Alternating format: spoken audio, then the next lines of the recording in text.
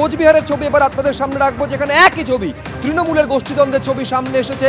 এইখানে অভিযোগ, তৃণমূল কর্মীর ওপর হামলা চালানো হয়েছে, তৃণমূল কর্মীর মাকে বেধড়ক মারধর করা হয়েছে। এই ঘটনায় তৃণমূলের অঞ্চল সভাপতির বিরুদ্ধে অভিযোগ সামনে এসেছে। দেখতে পাচ্ছেন যে পায়ে আঘাত নিয়ে তৃণমূল কর্মী তিনি হাসপাতালে ভর্তি রয়েছেন। কিন্তু কি কারণে এইরকম একটা পরিস্থিতি তৈরি হলো কোচবিহারে জানবো। শুভেন্দু ভট্টাচার্য আমাদের প্রতিনিধি রয়েছেন। শুভেন্দু, দেখো, আজকে দুপুরবেলার ঘটনা যেটা জানা যাচ্ছে যে কোচবিহার 1 নম্বর ব্লকের শুক্কাবাড়ি গ্রাম পঞ্চায়েত, সেখানকার অঞ্চল সভাপতি, তার বিরুদ্ধে অভিযোগ উঠেছে স্থানীয় তৃণমূল কর্মী তার বাড়িতে গিয়ে হামলা এবং তার মাকে মারধরের অভিযোগ উঠেছে। এবং পাশাপাশি যখন এই ঘটনা ঘটছিল সেই সময় স্থানীয় যুব তৃণমূলের সহসভাপতি আশরাফুল আলম তিনি সেখানে উপস্থিত ছিলেন এবং তাকেও মারধর করা হয়, তার পায়ে গুরুতর চোট লেগেছে।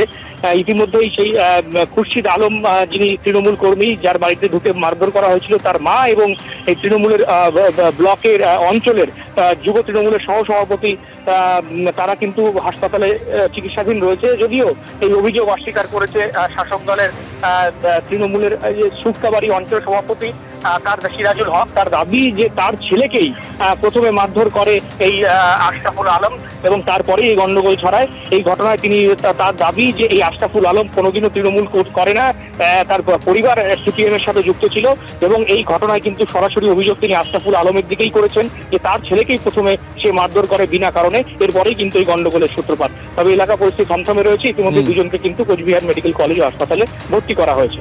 ধন্যবাদ শুভেন্দু। দু জায়গার ছবি আপনাদের সামনে রাখলাম, যেখানে তৃণমূলের গোষ্ঠীদ্বন্দ্বে একে অপরের আহত হওয়ার খবর পর্যন্ত সামনে এসেছে। এইবারে দেখুন তৃণমূলের মধ্যে টানাপোড়েন কোন পর্যায়ে শুরু হয়েছে। এই গোটা ঘটনা মমতা বন্দ্যোপাধ্যায়কে কেলক কলেজে করা মন্তব্যকে কেন্দ্র করে, যেখানে প্রতিবাদে মুখর হয়েছেন দেবাংশু ভট্টাচার্য। সোশ্যাল মিডিয়ায় পোস্ট করে তিনি বলছেন, মমতা বন্দ্যোপাধ্যায়ের জন্যই আপনাদের লোকে চিনেছে, বড় পদ পেয়েছেন, তাহলে দলনেত্রীর অসম্মানে মুখে কুলু পেটেছেন কেন? যুদ্ধের সময় চুপ থাকবেন? লড়াইয়ের সময় পড়ে পড়ে ঘুমাবেন?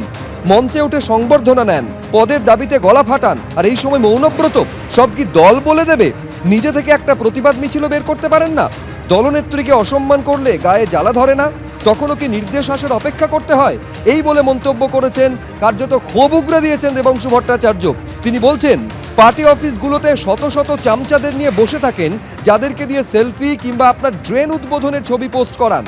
এইসব ইস্যুতে তাদের দিয়ে একটা করে পোস্ট অন্তত করাতে পারেন না?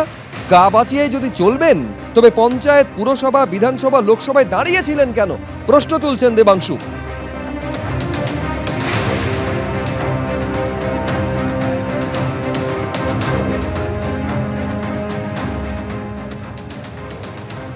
যখন দলের একটা অংশকে, দলের জনপ্রতিনিধিদের একটা অংশের ভূমিকা নিয়ে প্রশ্ন তুলছেন দেবাংশু ভট্টাচার্য, সম্পূর্ণ খারিজ করে দিচ্ছেন তৃণমূলের বর্ষিয়ার নেতা এবং সাংসদ সৌগত রায়। তিনি বলছেন, মমতা বন্দ্যোপাধ্যায়কে যেভাবে অসম্মান করা হয়েছে তার জন্য হইচই করে রাস্তায় নামতে হবে বলে মনে করি না।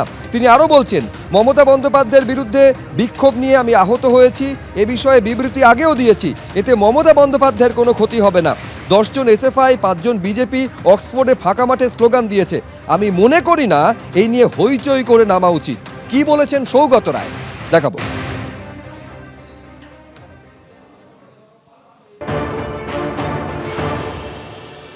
একের পর এক ঘটনায় দলনেত্রীকে যখন অসম্মান করা হচ্ছে, একতরফা গালাগাল করা হচ্ছে, সেটা আরজি করের মতো ইস্যু হোক, কিংবা আজকে অক্সফোর্ডের ঘটনা হোক, কিংবা মাঝে আরও কিছু ঘটনা ঘটুক না কেন, তো দলের একটা বড় অংশের জনপ্রতিনিধি তারা কোথাও গিয়ে স্থবির হয়ে থাকছেন, তারা কোথাও গিয়ে নিশ্চুপ হয়ে থাকছেন। মমতা ব্যানার্জির বিরুদ্ধে যে বিক্ষোভ, তাতে আমিও প্রচণ্ড আহত।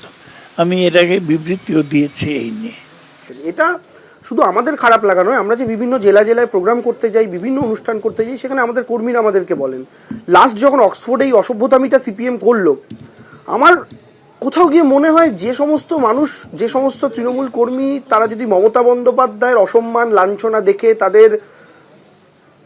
তারা যদি কষ্ট না পান, তারা যদি ব্যথিত না হন, তাদের গায়ে রক্ত যদি গরম না হয়, তাহলে আমি মনে করি না তারা তৃণমূল কংগ্রেস কর্মী প্রকৃত অর্থে। সে যত বড়ই নেতা হন না কেন, যত বড়ই জনপ্রতিনিধি হোক না কেন, তিনি সাংসদ হতে পারেন, বিধায়ক হতে পারেন, মন্ত্রী হতে পারেন, কাউন্সিলর হতে পারেন, পৌরসভার চেয়ারম্যান হতে পারেন, কিন্তু দিদির লাঞ্ছনায় যাদের বুক কাঁপে না, যাদের কষ্ট হয় না, যন্ত্রণা হয় না, আমার মনে হয় না তারা প্রকৃত অর্থে তৃণমূল কংগ্রেস কর্মী হতে পারেন।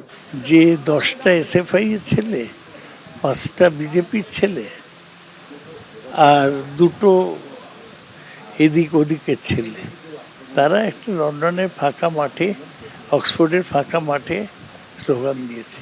এতে কি মমতা ব্যানার্জির কিছু আসা যাবে? আমি মনে করি না যে এই নিয়ে হইচই করে নামা উচিত। মমতা ব্যানার্জির যে স্ট্যাটাস, তাতে এই করে তাকে ছোট করা যাবে না।